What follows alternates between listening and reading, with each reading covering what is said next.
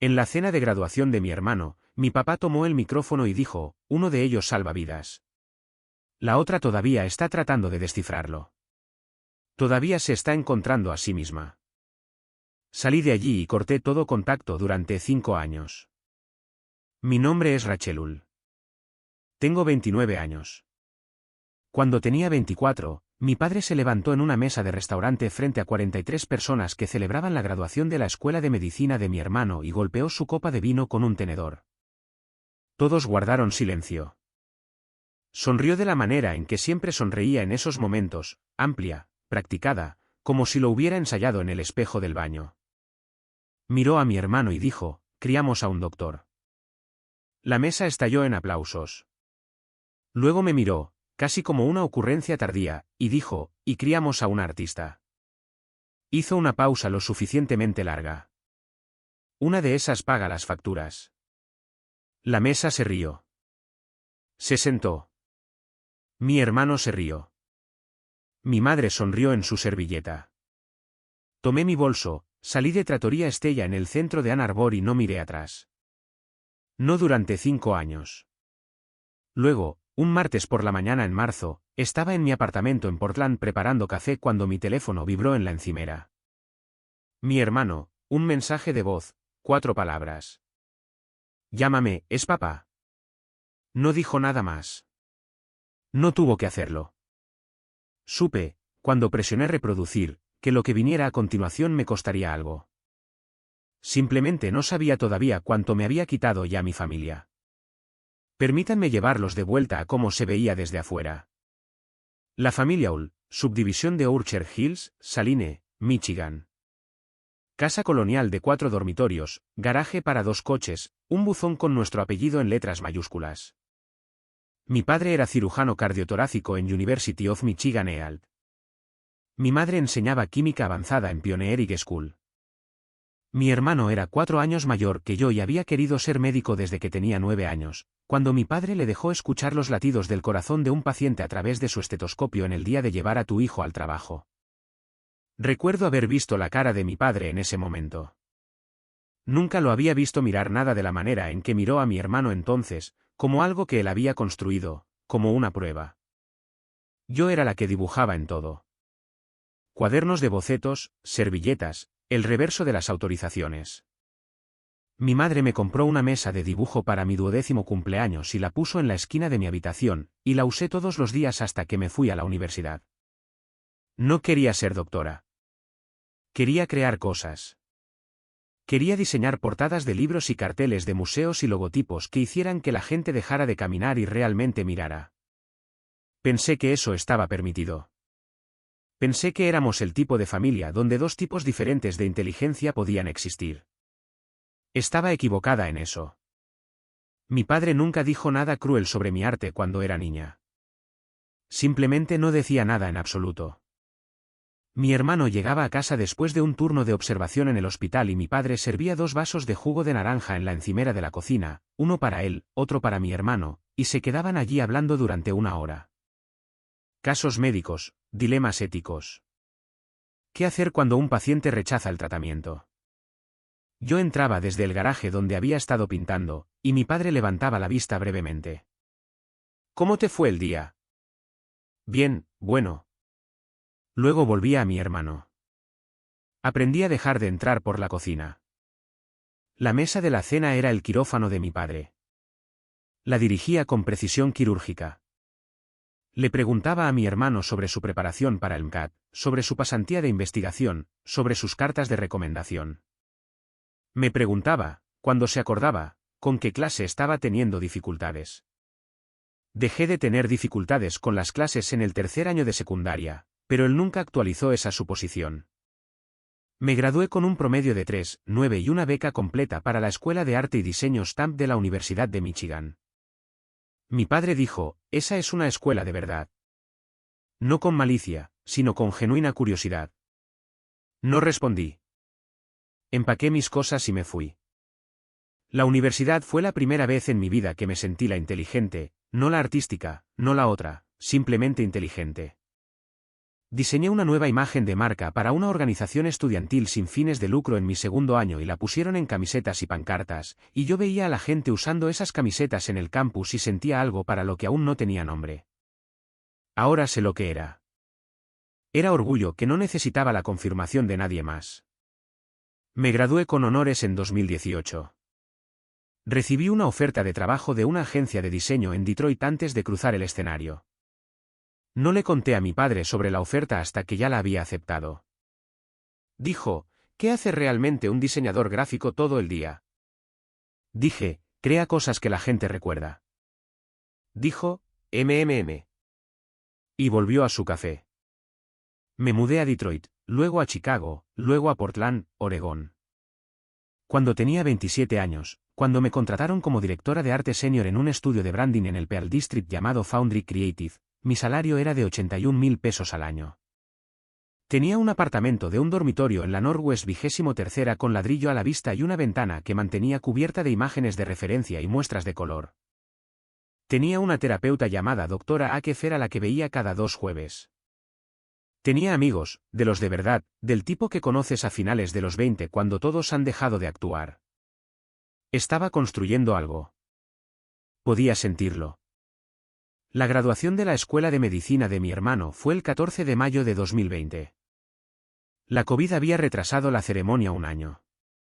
Y cuando finalmente sucedió, mi padre organizó una cena en Trattoria Estella e invitó a todos, abuelos, tías, colegas de mi padre, el jefe de su departamento. 43 personas en el comedor privado. Volé desde Portland porque mi hermano me lo pidió y porque a los 24 años todavía creía que estos eran los eventos a los que debías asistir sin importar nada. Mi hermano se lo había ganado. Quiero ser clara al respecto. Había trabajado brutalmente duro. 6 años de escuela de medicina, horarios brutales, sin dormir, un nivel de disciplina que yo respetaba genuinamente. Estaba orgullosa de él. Se lo dije en el estacionamiento antes de entrar. Me abrazó y dijo, me alegro de que estés aquí, Ra. Le creí. La cena fue hermosa.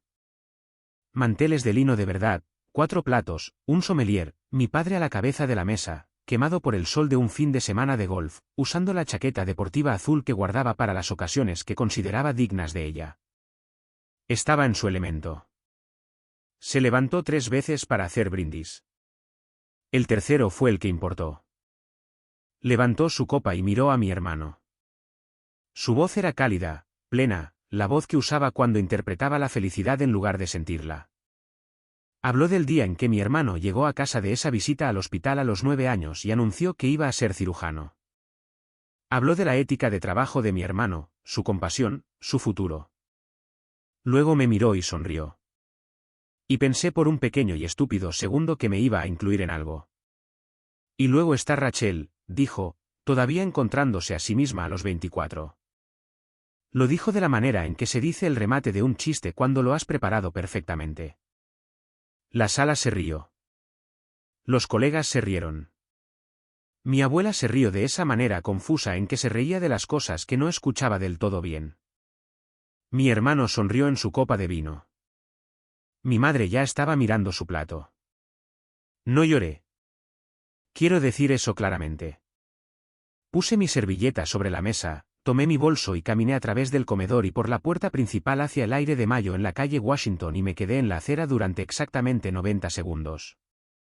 Luego llamé a un Uber. Luego fui al hotel que había reservado, no a mi habitación de la infancia, nunca eso. Y me acosté en la cama y miré al techo y pensé, no dejaré que esto sea lo último. Mi teléfono se iluminó a las 11:17 de la noche. Mi hermano, Ra, ¿a dónde fuiste? Papá está preguntando. Lo puse boca abajo. A las 11:52 de la noche, mi madre, ¿estás bien? Ya sabes cómo es tu padre. Bloqueé su número. Luego el de mi padre. Luego el de mi hermano. Luego hice una lista en la aplicación de notas de mi teléfono de cada tía, tío y primo que se había reído en esa habitación. 8 contactos desaparecidos en 4 minutos. Luego me volví a acostar e hice un tipo diferente de lista. No nombres, reglas. Cosas que no volvería a hacer. No volaré a casa para eventos que no son para mí. No me sentaré en mesas donde mi valor se mide en comparación con el de mi hermano. No esperaré a que mi padre cambie. No explicaré mi trabajo a alguien que no quiere entenderlo. No los necesitaré. Volé de regreso a Portland a la mañana siguiente. Lloré en el avión, de esa manera silenciosa, mirando por la ventana sobre las montañas rocosas. No porque estuviera rota, sino porque había terminado. Los siguientes 2 años fueron los más productivos de mi vida. Me dediqué por completo a Foundry Creative. Lideré una renovación de marca para un sistema hospitalario regional. No se me escapó la ironía de que ganara un premio de la industria del diseño en 2022. Mi salario subió a 9,1000 pesos. Empecé a aceptar clientes independientes por las tardes y los fines de semana. Una marca de ropa para actividades al aire libre de Seattle, un grupo de restaurantes de San Francisco, una organización sin fines de lucro de Nueva York que trabajaba con estudiantes universitarios de primera generación. A ese último le cobré la mitad de mi tarifa habitual porque me gustaba lo que hacían. No se lo dije a nadie. Adopté un gato del refugio del condado de Multnomah, un atigrado gris llamado Vesper. Me uní a un estudio de cerámica en Burnside e iba todos los domingos por la mañana. Empecé a correr, mal al principio, luego menos mal. Corrí la media maratón de Portland en octubre de 2022. Mi tiempo final fue de 2 horas y 9 minutos. Tomé una foto de la medalla y se la envié a la doctora Akefer y a mis 2 amigos más cercanos del estudio, Maya y Dom. No la publiqué en ningún sitio. Se sentía demasiado bien para compartirlo con extraños. No hablaba de mi familia con la mayoría de la gente. Cuando surgía la pregunta en las cenas, en el trabajo, con la gente con la que salía, decía que mi familia estaba en Michigan y que no éramos cercanos. Eso era lo suficientemente preciso. Las pocas personas en las que confiaba con más que eso entendían sin necesidad de que yo lo catalogara. El padre de mi amiga Maya nunca había aprendido su nombre correctamente en 31 años. Dom tenía una hermana que solo llamaba cuando necesitaba dinero. Habíamos construido nuestra propia mesa. Nadie tenía que ganarse un asiento en ella. Luego llegó marzo de este año, un martes. Estaba de pie en la encimera de mi cocina esperando que saliera el expreso. Vesper se movía entre mis pies, el Pearl District todavía gris afuera de la ventana a las 7:40 de la mañana. Mi teléfono vibró. Un número desconocido. Código de área de Portland. Pensé que era spam. Luego vibró de nuevo. El mismo número. Luego llegó una notificación de mensaje de voz. Casi no lo escuché. Presioné reproducir porque no tenía nada más que hacer con mis manos mientras terminaba el café. Soy yo. La voz de mi hermano. ¿Más vieja? Algo en ella que no había oído antes. Una delgadez como un alambre demasiado tenso. Llámame. Es papá, por favor. Me quedé en mi cocina durante 6 minutos sin moverme. Vesper saltó a la encimera y la levanté y la abracé y pensé en todas las formas en que ese mensaje de voz podría ir. Ninguna de ellas era buena. Lo llamé de vuelta a las 8:30 de la mañana. Respondió antes del segundo timbre. Gracias, dijo inmediatamente. Gracias por llamar. El alivio en su voz me hizo ser cautelosa. ¿Qué pasó? Papá tuvo un derrame cerebral hace 3 semanas. Está estable ahora, pero, necesita cirugía. Su arteria carótida. Es grave. Hizo una pausa. Ha estado preguntando por ti. Algo en mi mandíbula se tensó. ¿En serio? Lo sé. Sé cómo suena, pero es grave. Y mamá no puede manejar esto sola, y yo soy su médico tratante de registro, así que no puedo ser su cirujano. Y yo solo. Necesito a alguien que no sea yo en esa casa ahora mismo. ¿Por qué yo? Porque eres la única que siempre manejó las cosas sin desmoronarse. Casi dije, ¿te diste cuenta de eso? Casi dije muchas cosas. En cambio, pregunté sobre la cirugía, el cronograma, el pronóstico. Mi hermano me lo explicó de la manera en que lo haría con el familiar de un paciente. Claro, medido, clínico. Había aprendido eso de nuestro padre. Había pasado 5 años sin pensar en lo que nuestro padre nos había enseñado a cualquiera de los dos. Resultó que nos había enseñado bastante. Simplemente no lo reconocimos como suyo hasta que fuimos mayores. Dije que necesitaba 48 horas. Dijo, está bien. Me envió por mensaje de texto la dirección de la casa de nuestros padres, la misma casa, la misma subdivisión, y casi le respondo, sé la dirección, pero no lo hice. Llamé a la doctora Akefer esa tarde, sesión de emergencia. Me preguntó lo mismo que siempre preguntaba cuando surgía mi familia. ¿Qué les debes? Dije, nada. Ella dijo, entonces, ¿qué te impulsa a ir? Estuve en silencio durante mucho tiempo. Le dije que no estaba segura de que se tratara de mi padre en absoluto. Quizás se trataba de volver a ver la casa y no desmoronarme. Quizás se trataba de demostrarme a mí misma que esos 5 años realmente habían hecho lo que necesitaba que hicieran. Ella dijo, vale la pena examinar eso. No dijo sí. No dijo no. Nunca lo hacía. Y yo había dejado de resentirla por ello. Reservé un vuelo a Detroit para el viernes. Solo de ida. No sabía cuánto tiempo necesitaría. Escribí mis condiciones en mi diario el jueves por la noche. No como drama, como claridad. No me quedaré en la casa por la noche. No me disculparé por los últimos 5 años. No dejaré que mi madre gestione mis emociones para su propia comodidad. No discutiré mi carrera como si necesitara defenderla. Hablaré con mi padre. Eso es todo. Me iré cuando decida irme. Le envié un mensaje de texto a mi hermano. Estaré allí el sábado al mediodía. No me quedo en la casa. Tengo un hotel. Respondió, está bien. Gracias.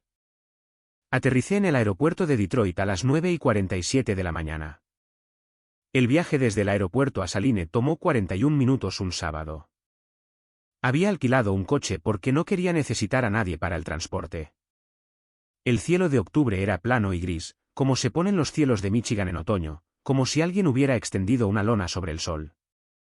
Conduje por Saline por las carreteras que había conducido 1000 veces. Y nada había cambiado, excepto que el Panera en la avenida Michigan ahora era un Chasebank. Me senté en el coche de alquiler en la entrada de la casa durante 3 minutos. La casa era la misma. Contraventanas azules, el abedul en el jardín delantero que había estado allí desde que yo tenía 7 años. La maceta de cerámica de mi madre en el porche con cualquier arreglo de temporada que plantaba cada octubre sin falta. Normal, preservado, una bola de nieve de una vida que había dejado atrás. Le envié un mensaje de texto a mi hermano. Estoy afuera. La puerta principal se abrió antes de que llegara a los escalones del porche. Mi madre. Era más pequeña de lo que recordaba. O quizás yo era diferente ahora. Llevaba sus gafas de leer subidas en la cabeza, lo que significaba que había estado haciendo algo cuando llegué y acababa de dejarlo. Sus ojos estaban rojos. No por llorar en ese momento, sino por semanas de hacerlo. Reconocí la diferencia. Viniste, dijo. Dije que lo haría. Se acercó para abrazarme y dejé que me abrazara brevemente. Di un paso atrás antes de que pudiera aferrarse. ¿Cómo está él?, pregunté. Cansado. Asustado, creo, aunque no lo dirá. Abrió la puerta. Está en el estudio. Entré. La casa olía como siempre, a café y a la marca específica de suavizante de telas que mi madre había usado durante 30 años, y algo debajo de eso, el olor de una casa que había sido vivida el tiempo suficiente para llevar su propia memoria. No me permití quedarme allí y respirarlo. Seguí moviéndome. La sala de estar era casi exactamente como la recordaba. Las mismas fotos enmarcadas en la pared sobre el piano. El diploma de la escuela de medicina de mi hermano, su foto de graduación de la universidad, su foto de graduación de la secundaria, el retrato familiar que nos habíamos tomado en JAC. Penny cuando yo tenía 11 años y mi hermano 13, ambos con pantalones caqui a juego, la foto de la boda de mis padres. Me paré frente a esa pared y conté 17 cosas enmarcadas. Yo aparecía en 3 de ellas, el retrato de J.C. Penney, una foto de Navidad de cuando tenía quizás 7 años, y una foto grupal del 80º cumpleaños de mi abuela. 0 de mi graduación universitaria, 0 de cualquier hito profesional. La pared había sido editada de la misma manera que se edita un artículo de Wikipedia, silenciosamente con el tiempo hasta que la versión original es algo que tienes que buscar. Mi padre estaba en el estudio en la parte trasera de la casa. Estaba en el sillón de cuero que había estado allí desde que yo estaba en la escuela secundaria. Una manta de lana sobre sus piernas, que fue lo más sorprendente. Mi padre, que operaba corazones humanos, bajo una manta como el abuelo de alguien. Me miró cuando entré, y algo cruzó su rostro que no esperaba. No culpa, algo más cercano al alivio. Como si hubiera estado esperando un veredicto y el juez finalmente hubiera aparecido. Rachel, dijo. Su voz era más lenta de lo que recordaba. El derrame había tocado algo en su ritmo. Hola, dije. No añadí nada. Me senté en la silla frente a él, la que mi madre siempre usaba, y lo miré directamente. Había practicado esto, no las palabras, la firmeza. Nos sentamos en silencio por un momento. Él habló primero. Te ves como tú misma. Soy yo misma. Lo sé. Se movió ligeramente. Yo no estaba seguro de que vendrías. Mi hermano me lo pidió. Me alegro de que lo hiciera. Miró sus manos. Lo siento, Rachel, por lo que dije en la cena. He querido decir eso durante mucho tiempo. Esperé a sentir que algo cambiaba. Algo no lo hizo. ¿Por qué no lo hiciste? Porque estaba equivocado. Y no me va bien con eso. Sé que no. Mantuve mi voz pareja. ¿Lo decías en serio cuando dijiste que todavía me estaba encontrando a mí misma? Se quedó callado. Papá. No entendía lo que estabas haciendo, dijo finalmente. Entiendo el logro en ciertas formas. El trabajo de tu hermano se parecía a la forma que yo conocía. El tuyo no. Eso no fue justo. Fue mi limitación, no la tuya. Fue lo más cercano a una disculpa que mi padre me había ofrecido en 29 años. Dejé que aterrizara. No fingí estar conmovida por ello. Dije, gracias por decir eso. Lo decía en serio, parcialmente. Parcialmente. Estaba sentada allí pensando en qué más necesitaba hacer mientras estaba en esta casa. Hablamos durante 1 hora sobre el cronograma de la cirugía, sobre cómo sería la recuperación, sobre el papel de mi hermano en su gestión. Mi padre me preguntó sobre Portland, sobre mi trabajo.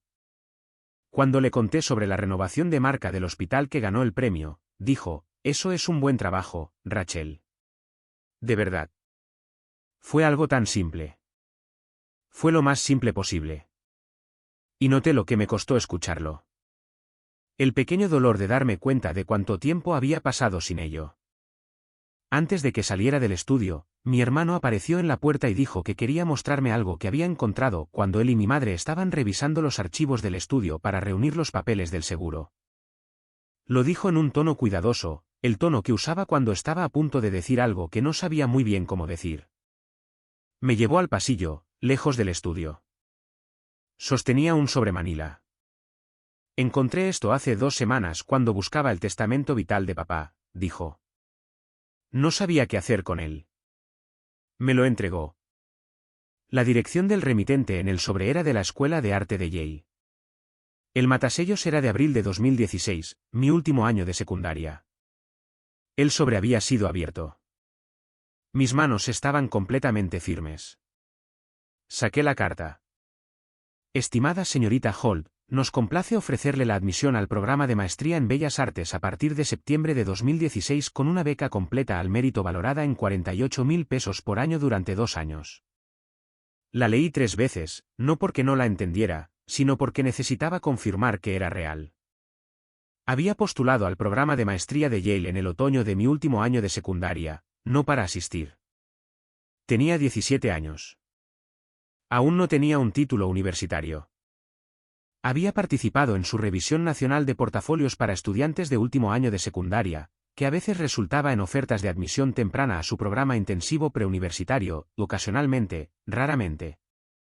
Ofrecía admisión universitaria diferida a estudiantes que consideraban excepcionales. Había presentado un portafolio de 43 piezas. Nunca había recibido respuesta. Había asumido que no lo había logrado. En su lugar, postulé a Michigan, obtuve una beca allí y seguí adelante. Estaba de pie en el pasillo de la casa de mi infancia sosteniendo una carta de 2016 que nunca había visto. Miré a mi hermano. Su rostro me dijo que ya entendía lo que estaba viendo. ¿Dónde estaba?, pregunté. Archivador, al fondo del cajón. En una carpeta etiquetada como Rachel Varios. Volví al estudio. No levanté la voz. Nunca he sido alguien que levanta la voz cuando más importa. Me senté de nuevo en la silla frente a mi padre y puse la carta en la mesa de café entre nosotros, y la giré para que pudiera leerla y esperé. La miró durante mucho tiempo. Su rostro no cambió de la manera que esperaba. No parecía sorprendido. Parecía cansado. Parecía, por primera vez en mi memoria, genuinamente viejo. Papá. Tenías 17 años, dijo en voz baja. Tenía 17 años y alguien en Yale pensó que era lo suficientemente excepcional como para ofrecerme una beca. Te habrías ido. Habrías estado en New Haven a los 17 años sin un plan. No, esa era mi decisión. Eras una niña. Era tu hija, no algo tuyo para esconder. Mantén mi voz pareja, completamente pareja. Decidiste que mi futuro era tuyo para gestionarlo. Tomaste esa carta y la pusiste en una carpeta y la archivaste en un cajón y me dejaste creer que no era lo suficientemente buena durante 13 años. Cerró los ojos. Te paraste frente a 43 personas y dijiste que todavía me estaba encontrando a mí misma. Mi voz no tembló. Me había encontrado a mí misma a los 17. Simplemente no quisiste verlo. Mi madre apareció en la puerta. Había estado escuchando, creo, desde el pasillo. Diane. Mi padre dijo su nombre como una pregunta. Ella me miró. Algo en su rostro se rompió de la manera en que las cosas se rompen cuando se han mantenido juntas más allá del punto de poder sostenerse. Lo sabía, dijo en voz baja.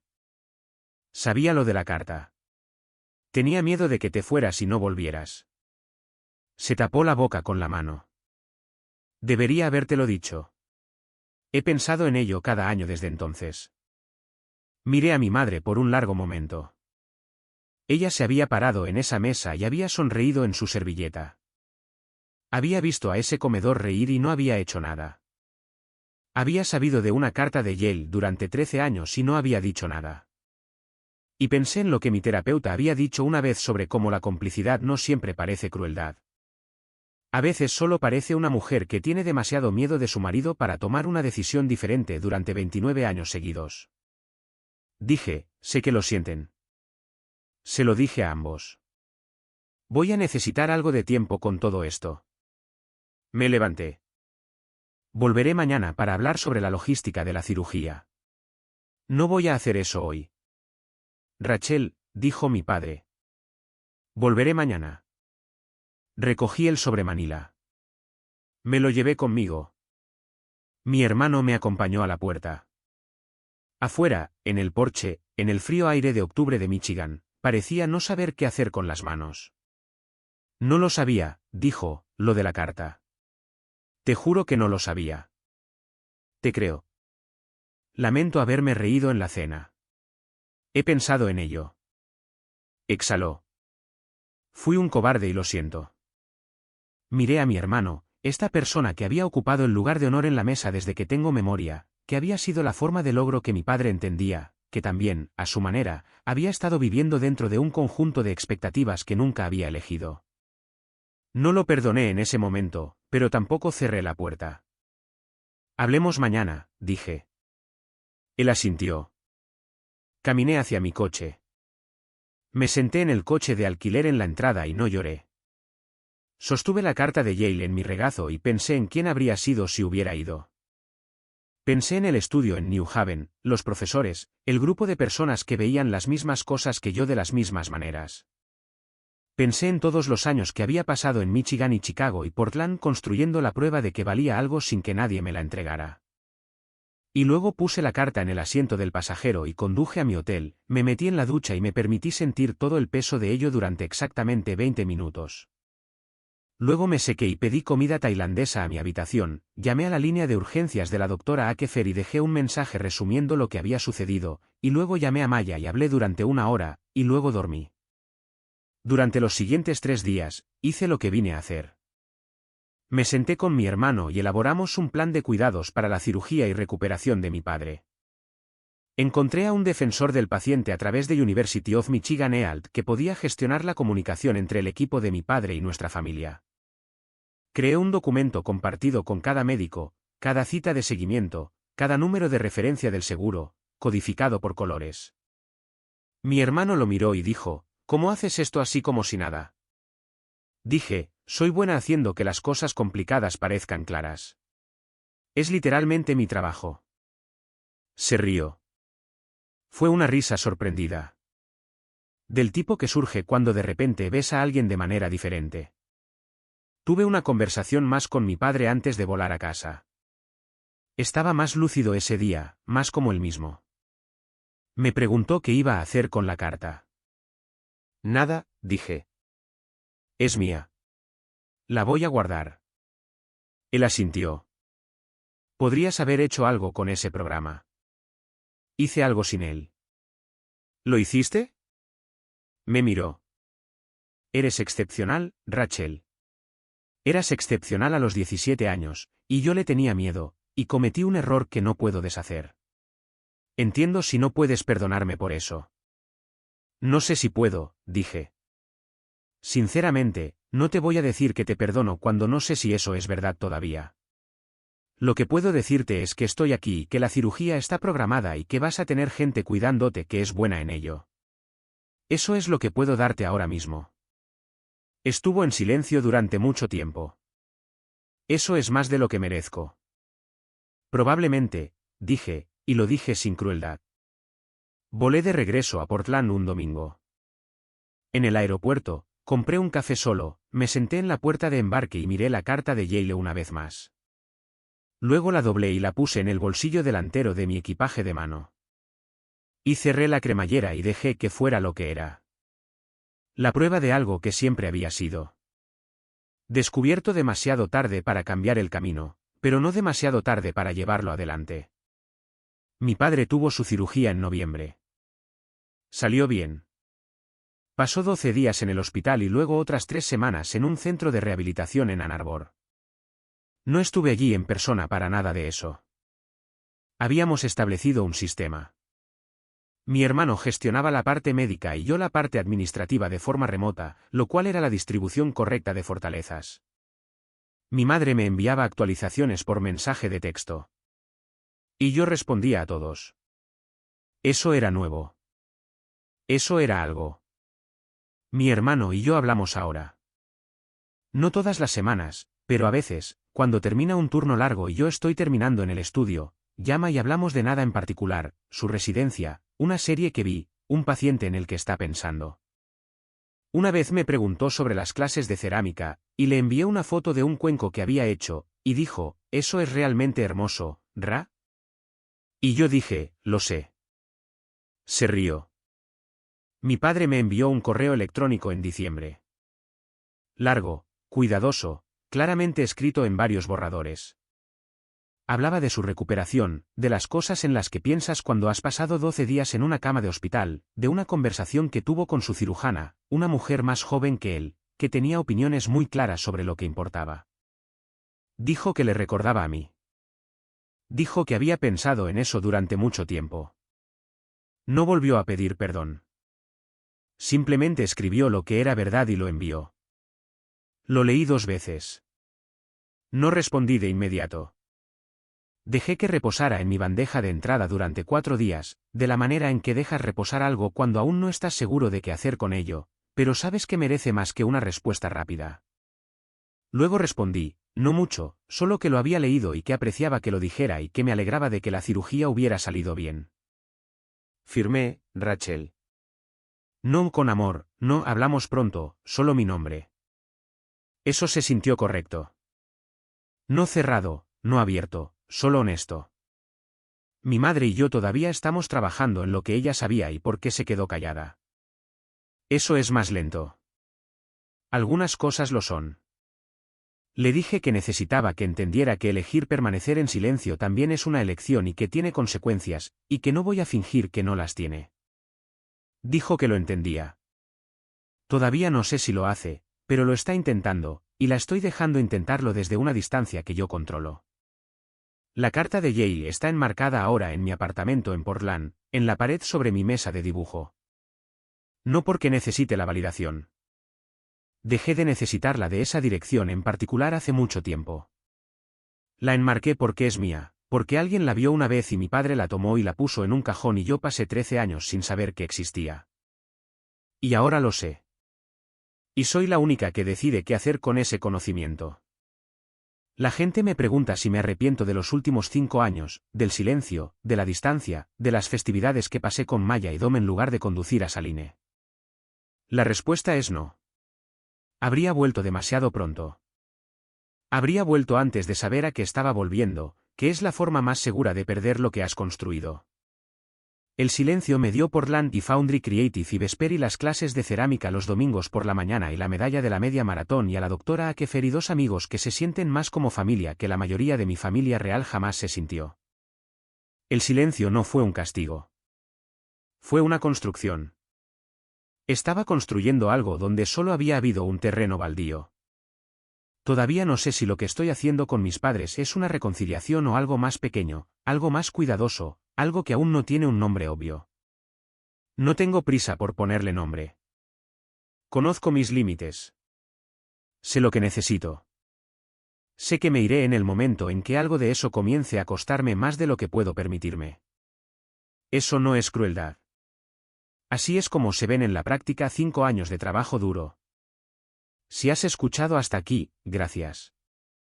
Si alguna vez te has sentado en una mesa y has sido el remate del chiste, si alguna vez has sido el que todavía se estaba encontrando a sí mismo mientras otro recibía la ovación de pie. Si alguna vez has bloqueado un número y te has quedado despierto preguntándote si tomaste la decisión correcta o si solo estabas siendo dramático, no lo estabas. Las personas que necesitan que dudes de ti mismo son las que necesitan que te quedes pequeño. Tengo una pregunta antes de irme. Y genuinamente no tengo la respuesta. Si encontraras una carta, algo que te quitaron, algo que demostrara que siempre fuiste suficiente mucho antes de que lo creyeras, ¿qué harías con ella? ¿Dejarías que reescribiera tu pasado? ¿Dejarías que cerrara algo? ¿O la enmarcarías en la pared y dejarías que fuera simplemente tuya? Déjame un comentario. Los leo todos. Mi nombre es Rachelul. Tengo 29 años. No sigo encontrándome a mí misma. Me encontré a mí misma hace 5 años, sola en un estacionamiento en Ann Arbor. En el momento en que decidí que la risa a mi costa era lo último por lo que me quedaría sentada. Nunca necesité que nadie lo viera primero. Solo necesitaba saberlo yo.